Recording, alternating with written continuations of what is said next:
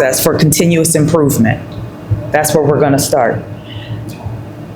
Damon, how do you resist being boxed in by society's labels and external expectations in your leadership role?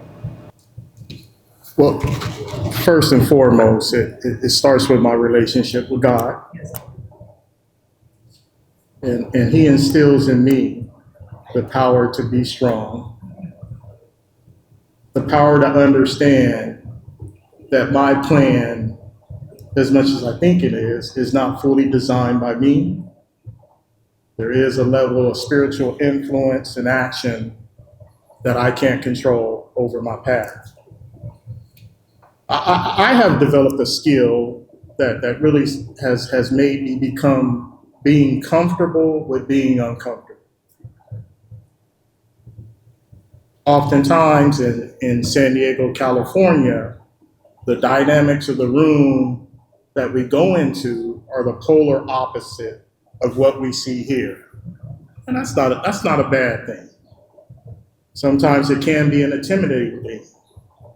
Because what I've learned also is that, and I've learned it from this gentleman here, that when you walk into a room, individuals are going to size you up and define you within 30 seconds. They're going to define you. But you have to be comfortable enough to know your capability, your potential, your ability to influence conversations, and your ability to engage in a broader audience. So when I walk in those rooms that don't look like this, that look like the opposite of this, I feel no stress, I feel no pressure, I feel no fear. Also, a lot of that confidence has to do with what I learned at an HBCU, Texas Southern University, where I learned, one, how to be a student. Where I learned that being a student is really about preparation. And that gives you confidence. And what I mean by preparation is, in my undergraduate experience, it was always about really the assigned reading for the day. We didn't get to the end of the book until the end of the semester, right? Do a chapter a week or something of that sort. Early in my experience at Texas Southern University, I had a professor tell me, Damon, it's okay to read the entire book over the weekend. It's okay to be ahead of where the professor is.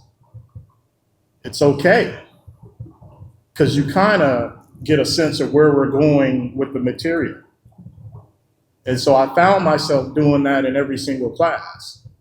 Is as soon as I got the book for that class, is making every attempt to read it in advance.